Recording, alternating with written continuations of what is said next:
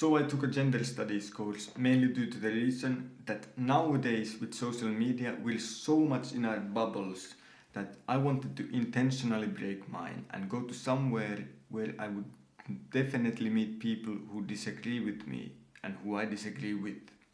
So what a better idea than to go to a literal gender studies course. As I walked in there the first time, I was kind of surprised and caught off guard. I almost burst out laughing because the stereotypes about the people who go there, they were kind of true. You got crazy colored hair, you got all the things that you can imagine. And on top of that, classroom was roughly 90% female. Now, most of the actual course was fairly boring. We had multiple lectures, and most of the lectures were just about some history, like, oh yeah, in the 1940s some feminists had this idea, and it's like, okay, cool, that's just history. But every now and then there would come out these topics that are relevant even today. For example, how some fields are male dominated and some fields are female dominated. And so I didn't want to be combative. I wanted to learn why they see this as a huge problem, and I wanted to ask them, if this is such a huge problem, how do you intend to fix it? I mean, it's a legitimate question. Even they should ask themselves, how do we fix this thing that we see as a problem?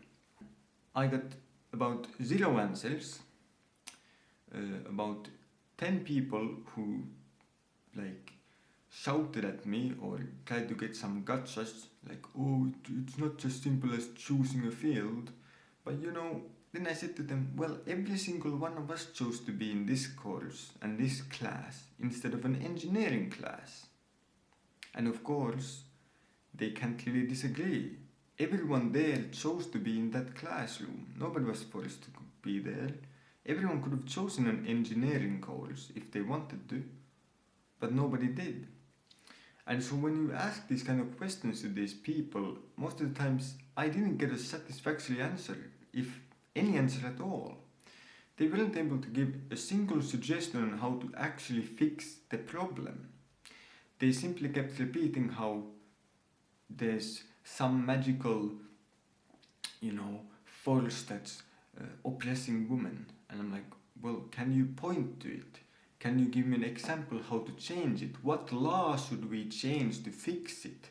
What should we do? If I want to fix this problem, what should I do today? And nobody had an answer. Another situation came up when we talked about gender. And the topic was about how basically the multiple ways you can identify as and such. And I just said, what do we use to define a person's gender? It's a legitimate question. It's not combative in any way, because I didn't want to be combative. I wanted to get to know why they believe that there were 2 billion genders.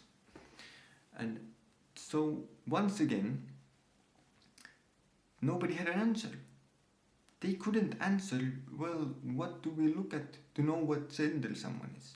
I mean, surely they must believe in something. I mean, otherwise they couldn't know that men are oppressing them.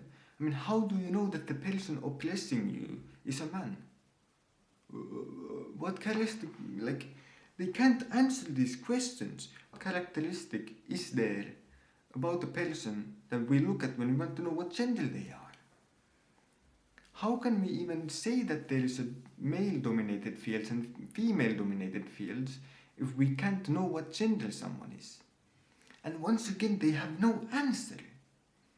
And it's frustrating because I truly didn't want to be combative. I truly just wanted to hear them out and understand, but they had no answers. And then when I said, well, if you cannot define this, then I'm going to do it. And I'm going to use the 2 roles that we need for reproduction. And when I said that, everyone's mad all of a sudden. Now everyone understands, no, that's wrong, that's definitely wrong. What about this, what about that? And it's like, I had to debate about 1v50, dude. Everyone in there And it's like, shit, man. Like, I ask you a simple question, you can't answer it. And it's not a question that's combative, it's a question that, once again, feminists even should ask this to themselves. What do we use to define a person's gender? Is it their feelings?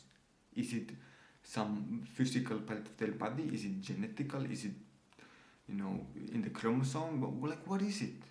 Like, these are questions even you should ask yourself, yet they don't have an answer. So, in many ways, it was very frustrating to just be in there and have to listen to so much, in a sense, conspiracy theories. That's the best way I can describe it. Some magical force somewhere that, when asked, okay, what is it? Please, can you point to it? Nobody has an answer. Like, that's a conspiracy theory to me. You cannot say that there is some magical lizard people who control the world. And then I'm like, okay, well, can you point to the evidence of the lizard people? And if you can't point to it, I'm gonna call you a conspiracy theorist. And that is the same with these people. Many of them, when asked, actually, can you point to a single piece of evidence that there is some 200 genders, or that there is some magical force oppressing women in the year 2024? None of them could give an answer. And that leads me to the conclusion that these are conspiracy theories. I mean, what else can they be? Overall, I would say many of the people there are reasonable people, of course. They're not bad people. They just don't believe in the rational things which to us seem so obvious. If you want to do something similar and break your bubble, I absolutely suggest that you do so. I mean, most likely it's just gonna reaffirm that your beliefs are either correct, or at least more correct than the opposition, or then maybe it changes your mind, and that's great as well, because you get closer to the truth. But I would say that be ready that you probably can't have a deep discussion. Like, many of these things, when I asked questions and such, they were so surface level, because we could never have time to actually deep delve into these questions, because it was like, oh, no, we don't have time, and then we move on to a different topic. Like, I ask a question and they give like a half an answer, and then I'm like, rebut it, and then they're like, we don't have time, and then they move on to some different topic. So it is definitely a part that can be very frustrating when being in an environment like this. And also, just, it's not very welcoming when everything is so against you. Everyone in the classroom is so against you. If you say anything, half the people are almost shouting at you just to make you shut up, so you can't say your opinion. So there is definitely pros and cons to this. And if you wanna do this kind of stuff and also go into gender studies course, I mean, I hope that you debate prep yourself.